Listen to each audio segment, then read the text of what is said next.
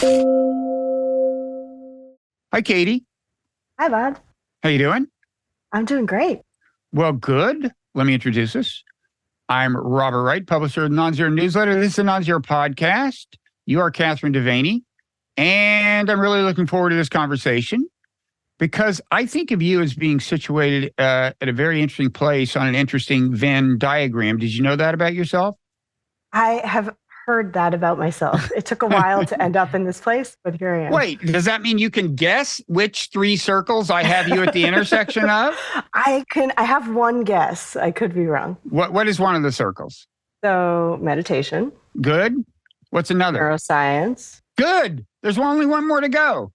Psychedelics. Oh my God. This is like ESP. This is uncanny. I'm acing this quiz about myself. This is you can go now. You passed the test. We're done. That was impressive. So yeah, I thought that was an original thought on my part. I guess not. Apparently not. So you're a neuroscientist. You've done research. You're doing like brain scans of meditators. You taught a course at Stanford called Meditation in the Brain.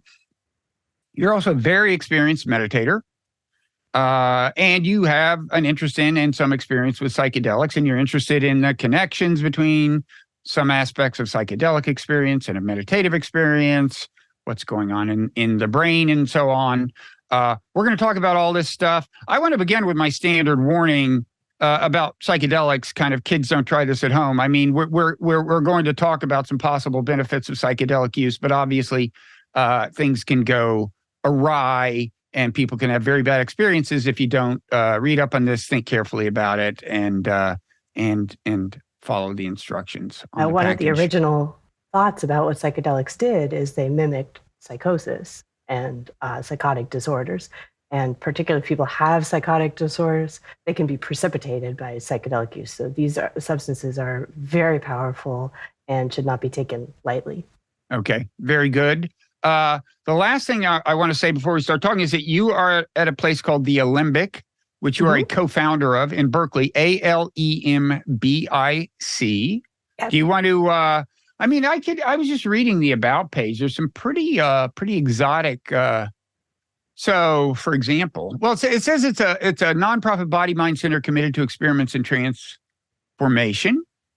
Also says that our classes, workshops, and special events are led by an array of teachers and facilitators, contemplative masters and scientists, fringe scholars and somatic wizards, imaginal artists, and seasoned psychonauts. I hope you're not one of the fringe scholars.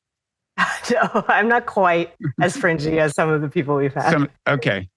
So go. Anything else you want to say about the Alembic? Yeah, well, something that is even more fundamental than what's covered on the webpage is, well, first of all, what an alembic is. So an alembic is an alchemical vessel for transformation. And from the Middle Ages, presumably. Yes, it goes, yeah. Mm-hmm. And you've got to remember that alchemy, it dates from a point where science and magic and spirituality were not different. They were all one thing.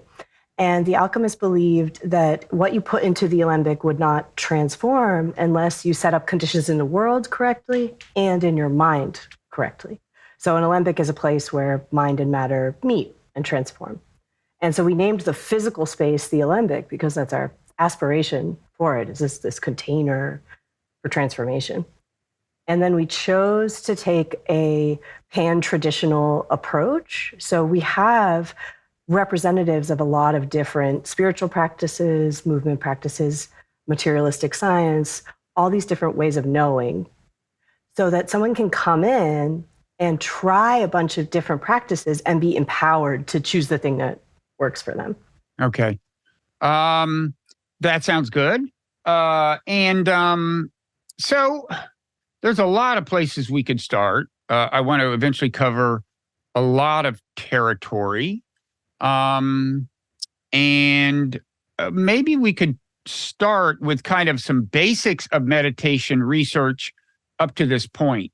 Now, when I last looked into this pretty carefully before I wrote my book, Why Buddhism is True, which came out, I guess, about 5 years ago, one of the kind of consensus findings was that when people do certain kinds of meditation, mindfulness meditation, the closely related Vipassana meditation, one thing that happens in the brain is the so-called default mode network. Is that right? Is that the term? Yes, Default mode network, yeah. Becomes less active. And that's a network that I guess, among other things, is activated when our minds wander, when we're not focused on a particular task, not reading a novel, or his mind's just kind of drifting to various things. And so one finding was like that gets calm. And I assume that finding is still intact. In fact, I know you've published a paper relevant to that. You were the lead author on a paper that was relevant to that, right? Yes. And we found that the default mode network is not only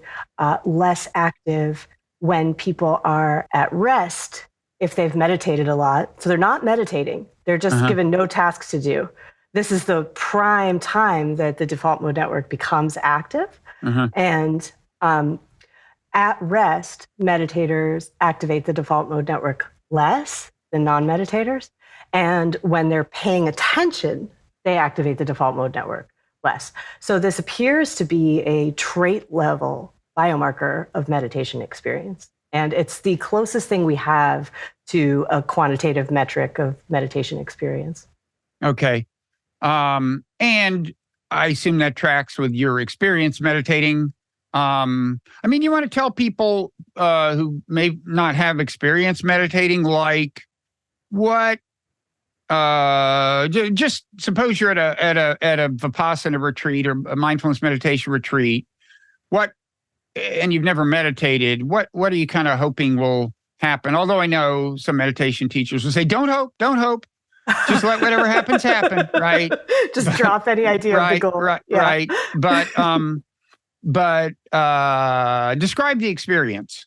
Sure. And the experience will differ. It will have different flavors across different people.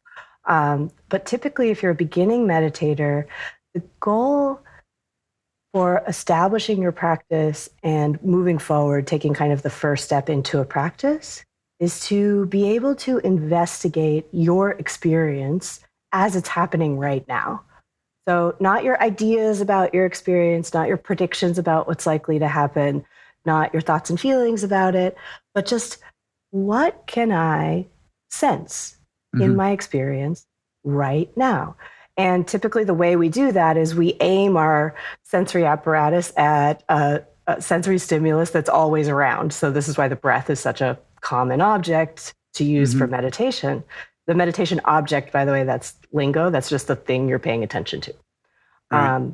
So if you were going to start meditating on the breath, what typically happens is you begin by aiming your attention at your concept of what the breath is. And you end up kind of thinking about the breath and looking around for it. And over time, you start actually getting into the sensory experience. Like, oh, wait, I notice my upper lip gets a little cooler when I inhale, a little warmer when I exhale. So now you're having an experience of the breath rather than an idea about the breath. Right. And that goes a lot further, but that's kind of the introductory step into a meditation practice. Okay.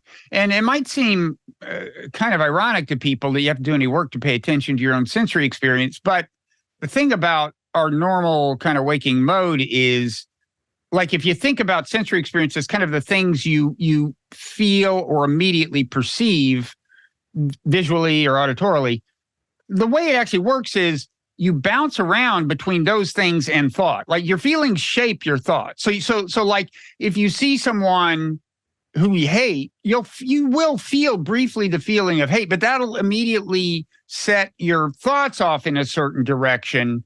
And that's a different way of being from actually remaining more or less absorbed in the sensory experiences themselves. And of course, remaining absorbed in those experiences changes the thoughts. You're less likely to get sent off on these thought trajectories, right? You see this happen with emotional experience also. Anger is a really big one. If you have anger or stress, you have some experience early in the day that makes you angry or stressed. And then for the rest of the day, you kind of tell yourself this story. Oh, I'm angry because, and now I'm going to act like this because I'm angry. But if you actually check out how your body feels, you'll have like this wave of anger but often it will just dissipate if you stop telling yourself the story. So being able to really feel what you're feeling. Stress is the same way.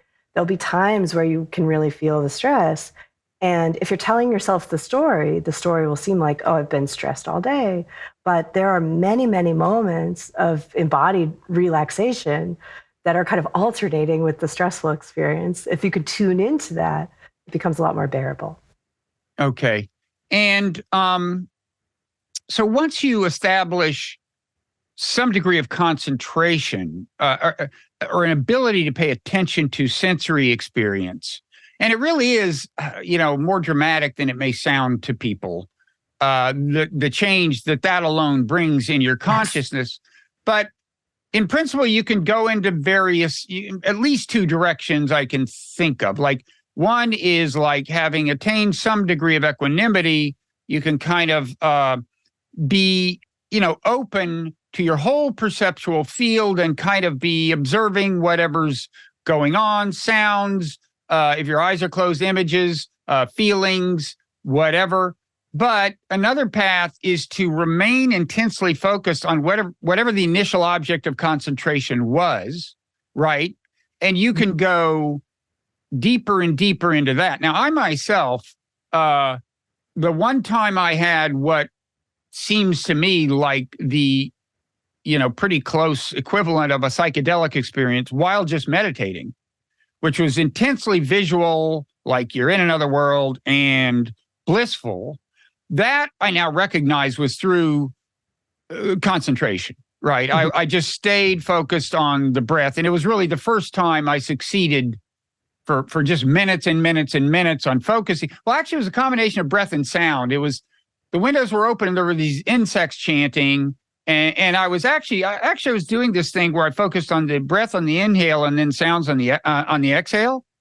And I just stayed focused on that. And that just took me into another world. Now, that's not happened since, but is that characteristic of kind of concentration meditation as opposed to, well, I guess you would oppose it to mindfulness meditation, but you tell me what terminology you would use. Yeah, I mean, there's this great taxonomy that Antoine Lutz came up with, and he binned meditative practices into 3 bins: focused attention, open monitoring, and loving kindness. So the Brahma Vihara practice. And of course, each bin requires the other bins to work. You can't do loving kindness if you don't have some concentration on board. Right. And some of us can't do it even then, by the way, but go ahead. Yeah, some of us can't do any of these. But it sounds like what you were doing was a really interesting combo of focus on the inhale and then spaciousness on the exhale. Like although even that was, I guess it was spacious, but it shifted to the auditory very kind of direct, intentionally. When I teach my beginner students, when I want to point them at spaciousness, I have them use auditory input, because there's just this inherent sense of a lot of spaciousness there. Whereas if we're doing visual or the breath, there's a kind of narrowing of focus, so it makes it easier to concentrate in that direction. Yeah. And so to answer your question, if you do these deep concentration, you hold your concentration on one object at the expense of everything else that's going on in experience, you can get into really interesting altered states. These are called absorptive states. And the jhanas are a great example of this.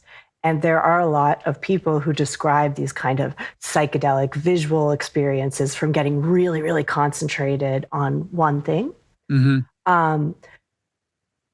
However, there's something to be said for the amount of resource that comes from going in the other direction. So if you get your concentration high enough and then you're able to open out and kind of rest gently your attention on everything that's going on in experience. So this would be more of like an open monitoring. Right. If something large arises, a big emotional experience, a big visionary experience, there is a sense of being in touch with a lot of space in which that experience can arise. So my teacher, Michael Taft, uses the example of if you have 300 angry bees and they're in a tiny jar, you don't want to open that jar. But if you have the same 300 angry bees and they're in a gigantic field, that's fine. You could probably walk through that field. You'll be okay. Mm-hmm. So having the sense of spaciousness on board as a resource can really help when you get into the deeper, weirder, more visionary end of practice, like what you described. Yeah. And the open monitoring is, I think, useful because it's a part of the practice that you can kind of carry more readily into everyday life, right? I mean, yes. It's the part of practice that makes it easier to like see your anger arising in real life, like when you're at a convenience store or something, and observe it rather than let it capture your thoughts and behavior. Right. It's like letting it be there, just like an airplane in the sky. And if you're doing a lot of open, spacious practice, if something like that comes up in a meeting, for example, you could just drop in. Whereas if you're doing a lot of ultra focused, altered state practice on the set of sensations in your knee with your eyes closed, that's a little bit harder to do when you're driving. Mm-hmm. Yeah. Okay. Now you mentioned the jhanas. Now these are in certain meditative traditions, the idea is that there are these 4 levels or stages or something. And I think it's like, depending on whether you're looking at the Pali or the Sanskrit rendering, it's JHANA or DYANA or so. There are various spellings. It just means to sit. It just means to sit. So now are you in the process of doing, I mean, we can get to what these different levels are, but you're in the process of doing actual MRI research on this stuff? Yeah, so I'm doing an fMRI study on the jhanas. And the way fMRI works is you need a baseline, well, for a standard fMRI experiment, there are exceptions, but for a standard fMRI experiment, you need a baseline condition that gives you kind of a ground of like, okay, here's what the brain is doing in this particular state.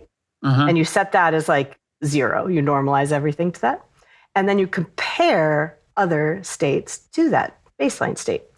So what we often do in attention experiments is we show people just a bunch of visual stimuli, and then we say, okay, now pay attention, to the right side of the screen versus the left side of the screen. So we have the baseline of no attention, and then we can compare right versus left, see what that looks like in the brain. The jhanas are almost an fMRI experiment just waiting to happen. It's a 4-condition fMRI experiment. Do you want to describe what this, is it easy to say what to characterize the 4 different stages? Sure. And so there's 4 form jhanas, and then there's 4 formless jhanas.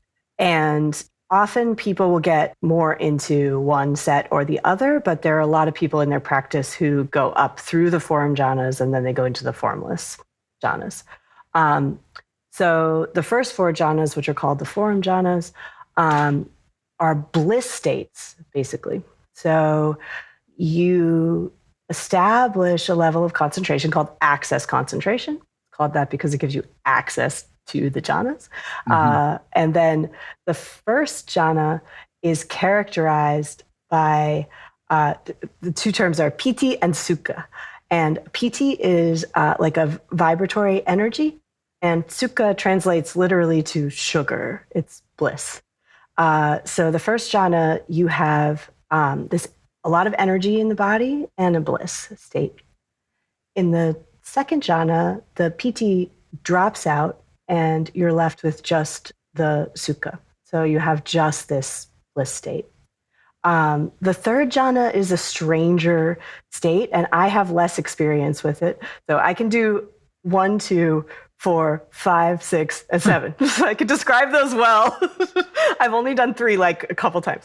But so they're not necessarily successive, although they tend to be, or? They tend to be. I found the formless jhanas by myself while I was meditating without ever having done the form jhanas before. And I talked to a jhana teacher, Lee Brasington, who told me that about 6% of his students find the formless jhanas first. So I typically like skip over 3, and then 4 is equanimity. And this is one of the problems with Buddhism is that everyone uses the word equanimity, and a lot of people mean slightly different things. Yeah, I think so. Because to me, that seems like, well, go ahead. I mean, I was going to say, to me, that seems almost more accessible than the jhanas, or to kind of come first. And there is a settling in that feels more and more equanimous, probably before you feel anything very purely blissful. And but go ahead. So keep in mind, these are absorption states. So there's really nothing else happening in experience other than the state. So the first two jhanas are like overwhelming bliss. Like there's nothing other than the bliss. So in a lot of meditation techniques, you have equanimity as almost the ground in which the practice is occurring, but it won't necessarily be the only thing going on. And that's the fourth jhana, is like all there is equanimity. And so then when you come out of the fourth jhana, it's almost like the whole system feels satiated on an atomic level. Like full, it's like every cell in your body just had like a nice meal and a good glass of water and is just like satisfied. So you're completely content with where you are. Completely. Which is, we should say, the solution to means that the problem the Buddha identified has been solved, right? Because the problem is, in a certain sense, that we always, I mean, he identified the cause of suffering as tanha, or craving. And that doesn't have to be a really like crude animal appetite. It can just be to want things to be a little different than they are. Yes, just a subtle friction, a subtle dissatisfaction with experience. And so what you can do is, now that every aspect of your consciousness is equanimous, you can aim your system at whatever you want, and it will kind of harmoniously go there. So a lot of people use the first four jhanas to then go into doing like a Dzogchen practice. Some people use it to that's Tibetan. Yes, and that's like just resting in awareness, like really deeply. Other people will use that equanimity to do a kind of therapeutic technique. Like I have some friends who will then bring up a difficult like childhood memory into that container of equanimity and allow it to kind of be freed. So you can do a lot with this state of your conscious mind is completely equanimous. So some people do the jhanas for their own sake, and others use these first four jhanas as a preliminary practice, like a tool to then aim their mind at something that it is now able to fully focus on. Can I, if I tell you an experience I had once on a meditation retreat, can you tell me if I was in one of the jhanas or not? Cool. It was, I think it had been primed by somebody who suggested to me beforehand that you could kind of sometimes control your bliss level this way, but it was, and I don't think I've all that often felt intense bliss through meditation, sometimes, but this was a case where I could control, I mean, my eyes are closed, but I could control the bliss level by moving my eyes upward or downward. Have you ever heard of anything like that? I have, actually. There's like a sub technique that does these eye movement things in order to modulate attention. It was weird. And it was like, so you could, in principle, bring the bliss in without end. And at some point I would just, oh my God, this is getting too intense, and move my eyes back down, right? Yeah. That's what happens. So in like the first jhana, you get kind of sick of the, it's like too much bliss. Pleasure. Yeah, exactly. And you want to land somewhere more peaceful.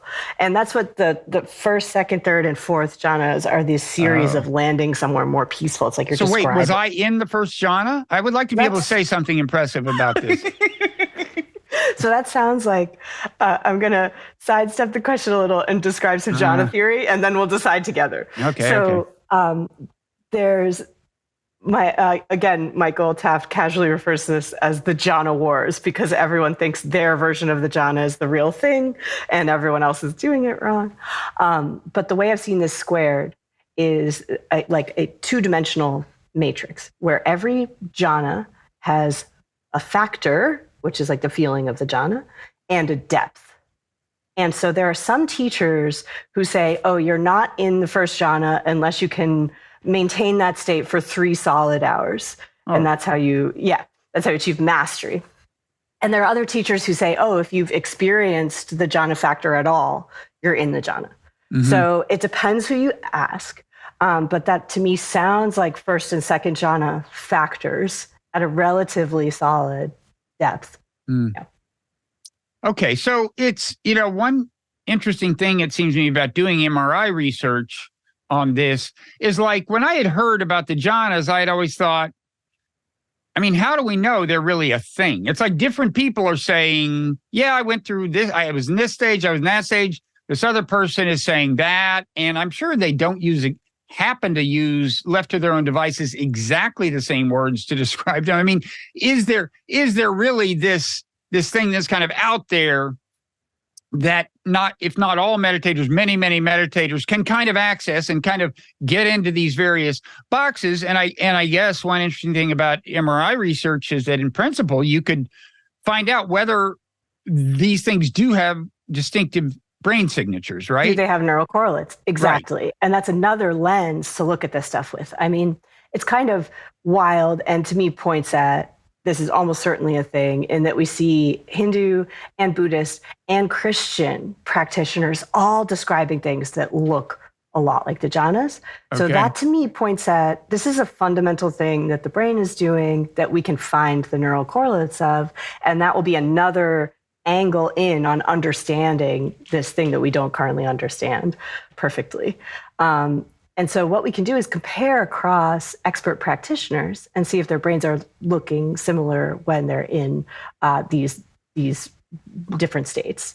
The nice thing about the jhanas, if you ask just a meditator, okay, meditate and then stop meditating, and we'll compare the meditating brain to the non-meditating brain. If you get 12 people, you're going to get like 14 different meditation techniques in there. And at least the jhanas have these common factors that should be the same or very similar across practitioners of an equal level of expertise.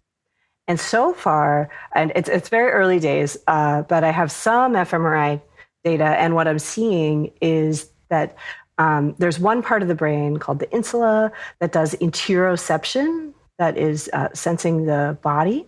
And the insula appears to drop out in the later jhanas. And that kind of squares with what we know about what the jhanas are like subjectively. So it's very interesting. But this is like, I could talk about this on a podcast. It's not peer reviewed yet. I got to get more data before I can, stick a flag in that.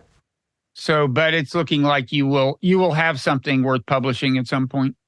The data looks really interesting. And then the Buddhist claim about the jhanas is that you do these jhanas so that you can do your practice. Like the point is not the jhanas in and of themselves. The point is to go through the jhanas so you come out and do your practice with greater attentional resources and greater equanimity. And so I'm testing that claim. I'm having people do a very demanding attention task before and after their jhana practice and seeing if going through the jhanas improves their performance on the attention task. And so far, it has in everyone I've tested. And you mentioned what, form or formed and formless? What were the formless? Now? So the form, yeah. Yeah. Well, I was going to say, quickly, in my experience, I've heard the term formless used by Theravada Buddhists to refer to what Mahayana Buddhists mean by emptiness.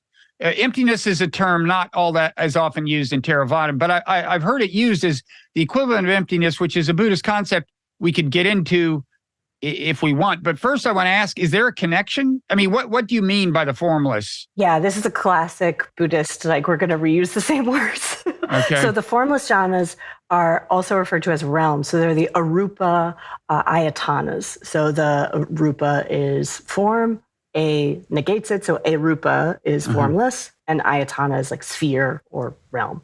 So these are the formless realms. And I can go through them quickly. Well, is it experientially kind of identifiably formless as compared to the other ones, or does that just happen to be the term? The difference in the term is somewhat referring to the dualistic state of the first four jhanas versus the non-dualistic state of the second four. So in the first four jhanas, they're concentrative absorptive states. So there's the practitioner is experiencing the bliss. And even in the equanimity state, the practitioner is experiencing the equanimity. Mm-hmm. So it's an absorptive state, but there's still, you are still doing it. In the formless jhanas, which are infinite space, infinite consciousness, nothingness, and then the last one has the super descriptive name of neither perception nor non-perception. Glad we managed to transcend that dualism. And in these formless jhanas, the experience is really, there is not anything other than the jhana. So the infinite space, there is no you hanging out in infinite space. There is only the space.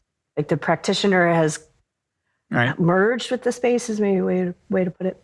Yeah. Yeah. So, I mean, it's funny. I think of Buddhism's kind of two most radical philosophical concepts, Buddhism broadly, because I think to some extent you find them in pretty much all variants of Buddhism as not self and emptiness. Although again, in some circles, emptiness might go under the name formless.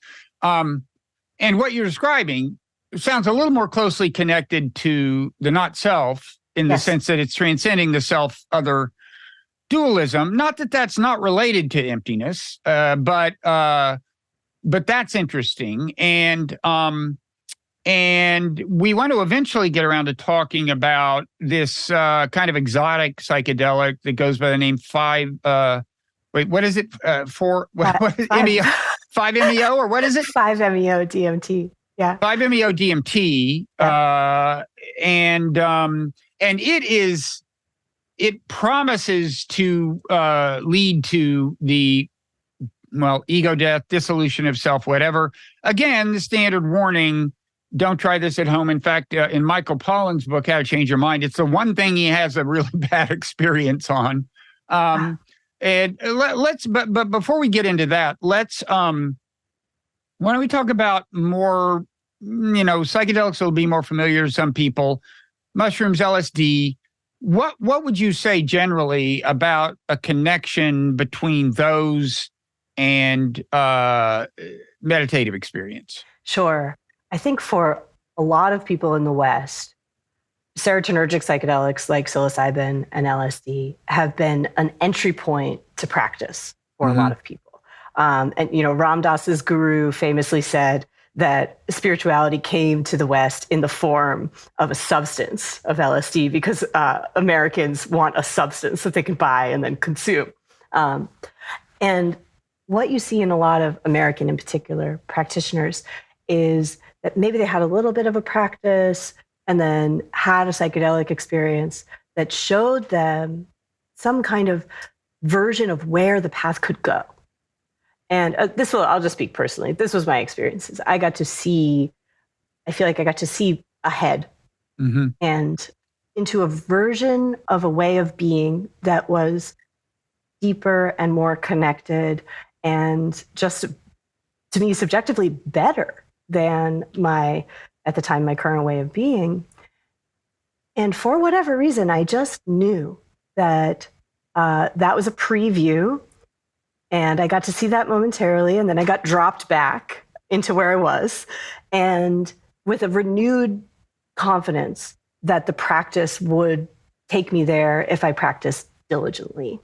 And that, to some extent, has been true. In some ways, it's been much more complex than that.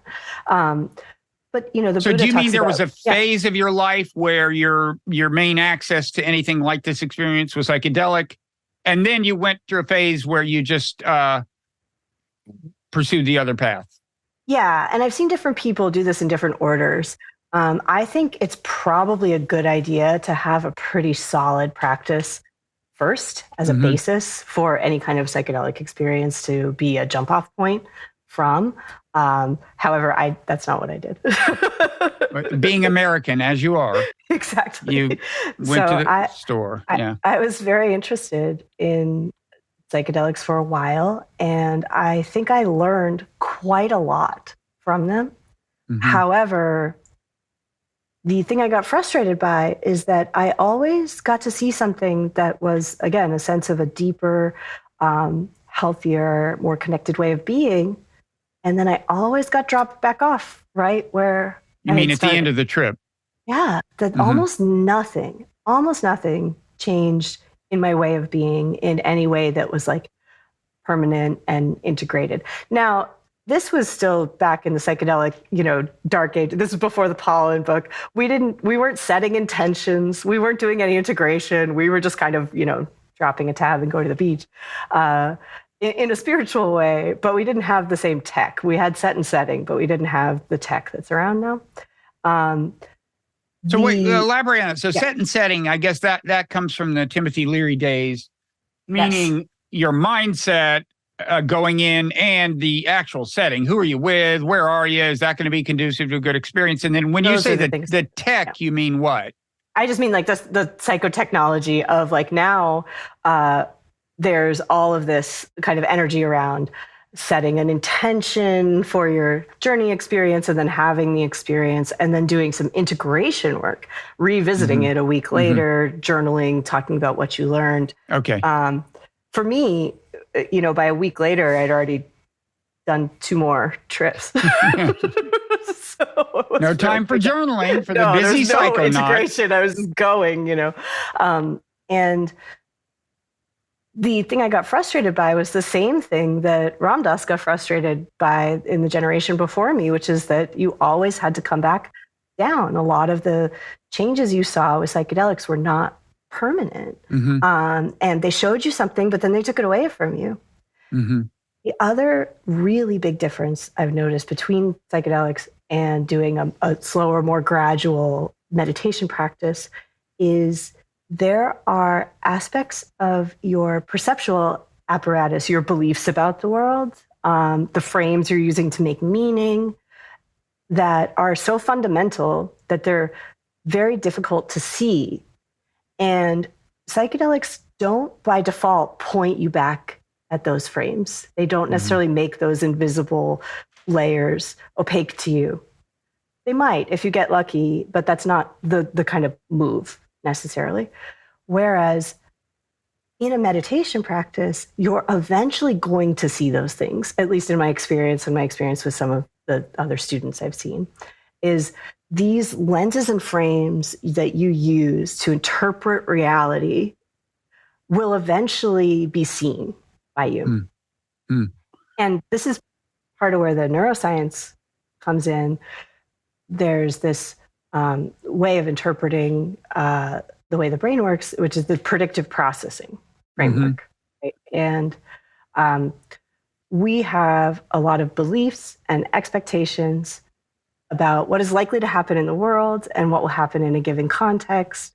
And the brain is processing information relative to those beliefs and expectations and predictions more than it is relative to the sensory data coming in. And there's a theory in both psychedelic and meditative neuroscience that psychedelics can kind of dissolve some of these beliefs, and that what meditation can do is make them visible to you in a way that they aren't by default.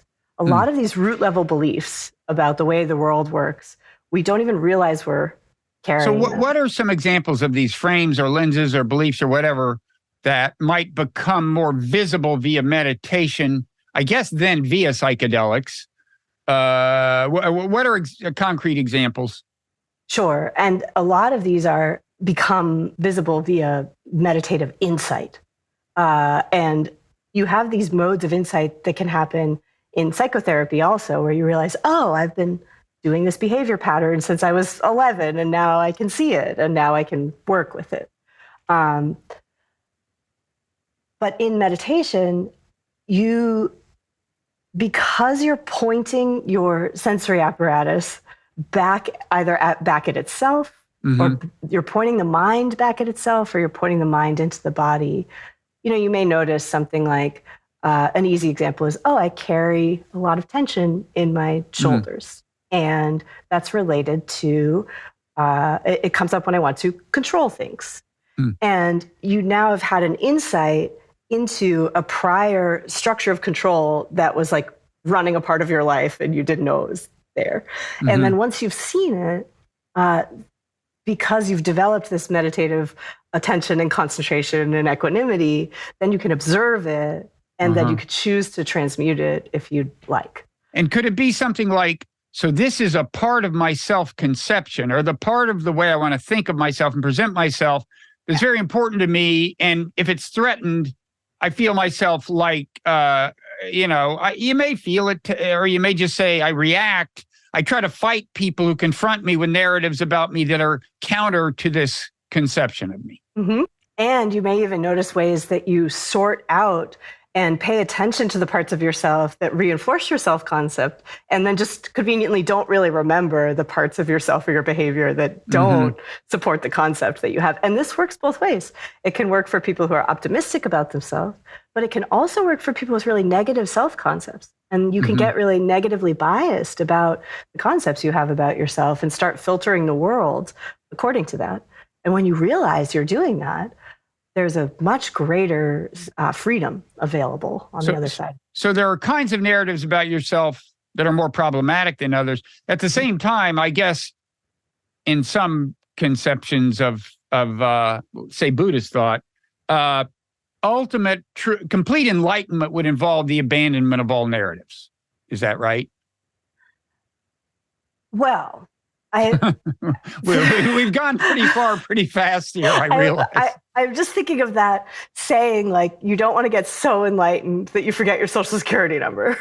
No, and you don't. I think there's this kind of fundamental confusion in some subschools of Buddhism where, and it's like 1 degree off, but the idea can get mixed up to where people are trying to kind of annihilate themselves. They think, oh, no self means I destroy my ego and then I'm free.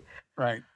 But this idea of liberating the self doesn't mean it goes away. This is related to emptiness too. It can still arise. It just arises as empty. So there's a lot more space there. You still want to be able to function in the world, and you need a personality and, a user interface to the world, which is a self, to be able to do that. But there's a way in which you can have a self, running, but you're not bought into it. You're not living inside it in quite the same way. And I've actually been both of these practitioners. So I was doing a kind of self-annihilation type practice for a while, and it did not render me a particularly functional person. And now I'm practicing more in a way where, like, everything's allowed to be there. It's just arising as empty. You can see through it like a reflection on a lake, but it's all allowed to be there. And in that way, the project of the self can be this really beautiful art of living where you can choose what elements you want to include in your way of being and allow that to express in the world in a way that's in alignment with your values, whether they're to be helpful or to do a project that, mine are to be helpful. So I'm just thinking of all these ways to benefit others. But what's important is seeing the emptiness of the self doesn't mean it goes away. It just means it's allowed to express, like, frictionlessly and in accordance with your goals and values in the world. Okay. So, let's, and just to clarify, when you were going down the path of self-negation kind of, or whatever was not so productive, that was through meditation. That was a meditative practice that was leading you that way. Yeah. Okay. I kind of absorbed a twisted version of Buddhist values and was like, oh, cool. The point is to annihilate myself and then I'll be enlightened. So it was just the way you were thinking about it. It wasn't a particular tradition you were pursuing that led you there, or was it? I think you see this in early practitioners a lot, where you give them a concept and somehow it gets really twisted and misinterpreted, and then they go off in like a weird direction. Right. And I get this a lot with, like, people who've heard of stream entry and then start asking if every little, oh, my nose was itchy, was that stream entry? Yeah. And it's like, just forget about it. Just forget about stream entry. Just do your practice. Yeah. And I think the goal of, I started meditating when I was 19. And the goal of enlightenment, permanent, stable, unchanging enlightenment, was what got me onto the cushion. And then I've had to also drop that over time because enlightenment is not a concept, right? But when I first started practicing, I was doing Goenka Vipassana for like 15 years, and got the idea of, not generating any new sankharas, and just a few of the concepts that were in there, my 19-year-old mind took them in a particular way where I was just like, okay, I'm going to annihilate myself and all experience is going to stop, and I will dwell in some kind of like permanent experienceless peace for all time if I just try hard enough. Right. And let's just say, for people who aren't familiar with terminology, so when you say Goenka Vipassana means insight. Let's just say for now that it's closely related to mindfulness meditation. Goenka is a person who helped bring Vipassana to the U.S. He was also, by the way, among the teachers of Joseph Goldstein, who's well known for, along with Sharon Salzberg and Jack Field, having founded the Insight Meditation Society, and played a very big role in themselves bringing Vipassana to the U.S. So let me just make a quick observation and then ask you some more about psychedelics. The observation is that the thing you say about psychedelics, well, it's fun while it lasts, or it's enlightening while it lasts, but then you come down, trips over, and how enduring is it? I mean, I'd say I have heard people who say they had profoundly, well, as you know, the research shows that psilocybin, I think, can help people quit smoking and things like that. True. And then on the other side, I would just say, a meditation retreat has some of this property of, wow, I wish it could have more readily endured. That experience could have been more readily sustained as I re-entered the world. Yeah. And you find that to hang on to some of the form of consciousness that you found so wonderful on a retreat takes regular practice. And even then, it may not be at retreat level. So to some extent, it's not a super clear cut in this regard dichotomy between the two, right? I also think different people's practices benefit from different things at different times. Right. And it's difficult to say if you go all in with just one or all in with just the other, can you get to the same place or not? I don't know. Maybe eventually we'll know. Maybe eventually we'll be able to do these studies. Yeah. But I know, at least for me, that the psychedelics opened the door for me, but the meditation practice has done so much more to stabilize change for the better in my kind of default state of consciousness. Yeah. I was talking to some people today, because I knew I was going to tape this, about comparisons among like marijuana, LSD, psilocybin, and I realized, like, okay, so they have some things obviously in common. You tend to get things, sensory experiences can become more vivid or more acute in all three cases. But, marijuana, it seems to me, as a rule, doesn't naturally lead to any kind of transcendence of the self or breakdown of the self. And in fact, can be the opposite. You can become, your animal appetite, because your sensory experience is so heightened, your animal appetites can be harder to control. Whereas, with LSD and psilocybin, it seems to me there's a little more, and I mean, I should say, if anyone's wondering how I know, well, for one thing, I was young once, and I mean, as for marijuana, I'm now in a state. I don't mean I'm now high. I mean, I'm living in a state in the United States where marijuana is now legal.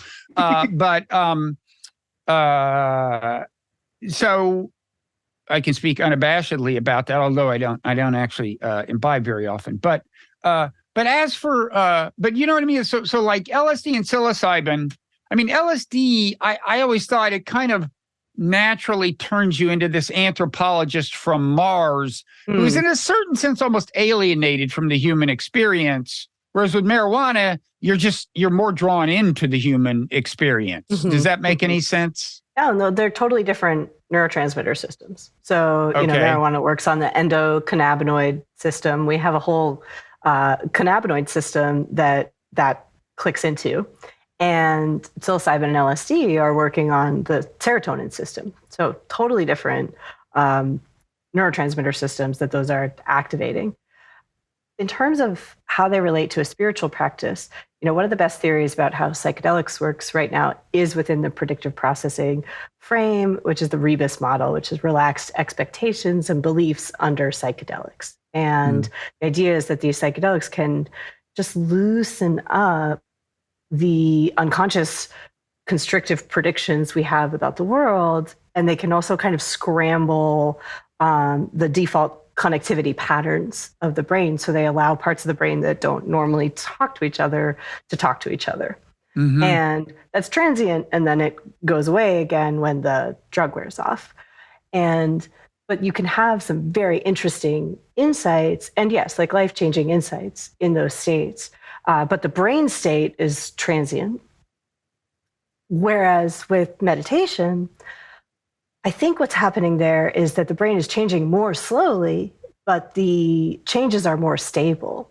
So I've seen some in my thesis data. I have like 32 fMRI scans, and half meditators, half non-meditators. And in the meditators, parts of their brains are connected in ways that they're just not supposed to be. And it's impossible to tell because I did a cross-sectional study, which means I just studied one data point in each person. So the meditators had already been meditating for over a decade. Their brains might have started out that way, and that's what got them interested in meditation in the first place. But my suspicion is that over time, as you're gradually, over and over, every day, changing the default way your brain wants to process information and just tweaking it slightly, that over time that results in these stable, lasting changes in the structure and function of the brain. Okay. So does that mean when you say more connected, there's more of a correlation among levels of activity in these different parts of the brain than there would normally be? Exactly. And typically the brain is composed of a bunch of different networks that each have their own functions, and the networks very rarely talk to one another unless something very unexpected happens and you need to update a prediction, and then it looks like communication happens across networks. However, in the experienced meditators that I was studying as part of my PhD thesis, different nodes of networks that really are not supposed to be talking to each other were talking to each other. And so parts of the brain that do attention seem to be connecting up with the default mode network in the meditators and not in the non-meditators. And then this has also been shown to transiently happen when you're on a psychedelic. And just to literally wave my hands, I think that's part of the experience people have when they say, I became one with everything. I think it's the default mode network connecting up with the attention and perception networks. So it's the sense of I and the sense of the world coming together. Okay. So is it the case that normally there would be an inverse correlation between the attention part on the one hand and the default mode network? I mean, almost by definition, because the default mode network is active when you're not paying attention to anything in a focused way. So normally there would be an inverse correlation. And you're saying that experienced meditators kind of, while they're in a meditative state, there's more of a correlation, a positive correlation between those two, or is it just on a regular basis in the course of their everyday lives? On a regular basis, just looking at connectivity patterns, there was one node of the attention network that was connecting up with one node of the default mode network. And then psychedelics induce that kind of positive correlation. They bring that kind of positive correlation, and then it's transient. I mean, maybe it'll come and go during the experience itself, but certainly falls away after the psychedelics result. And it will maybe precipitate insights that you remember that could lead to lasting change, but it's gonna come online and then it's gonna go away when the drug goes away. That's interesting. Yeah. Okay, so I want to well, I want to keep talking about all this stuff, and I want to talk about 5-MeO and its alleged ability to extinguish the self, which I know you have some thoughts on. However, as you know, as I explained to you, there are in the brutal commercial world we live in, there are paywalls,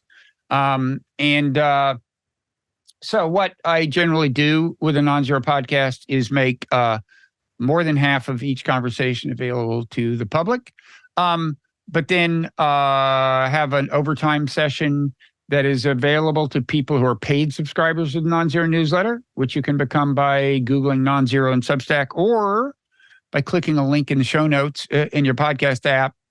And once you have become a Nonzero member, you can then set up a special podcast feed, so it'll never get complicated again. All of the podcasts you see will include the overtime segments. And Kati, I want to thank you for agreeing to stay for overtime. But before we do that, I want to give you a chance to say anything you might say, like if you had not attained enlightenment and still had a self, what would you do by way of what would you do by way of self-promotion right now? Like where can people find your work? You can talk more about the Alembic if you want. That's the best way I have ever been asked that question. Well, thank you. We're this is no ordinary podcast you're on. So yeah, I would encourage people to check out the Alembic. And the one thing I want to say to just kind of sum up our whole discussion is that it's very, if you're interested in any of these topics, bringing in the other elements makes things more interesting. So I would encourage you, if you're interested in psychedelics, to establish a practice. If you're interested in practicing and you're interested in consciousness, it's really good idea to talk to the other explorers of these states. And that being said, Alembic is one place that you can do that. We're bringing together practitioners and teachers across all of these different ways of knowing. And the best part about what we're doing is that we're allowing all of the practitioners, all of the teachers to talk to one another so that all these different ways of knowing and ways of seeing can be in dialogue. So if you're local, we're in West Berkeley, come visit us. If you're not local, we have a Twitter, an email list, and a YouTube channel where we just release all of the meditations that are happening in the space for free, and anyone can meditate with us for free. So that's youtube.com/thealembic. Check that out. Sounds great. So thank you for everyone who's listened this far and will not be with us the rest of the way, but also thank you to those who will. And now we are going into overtime.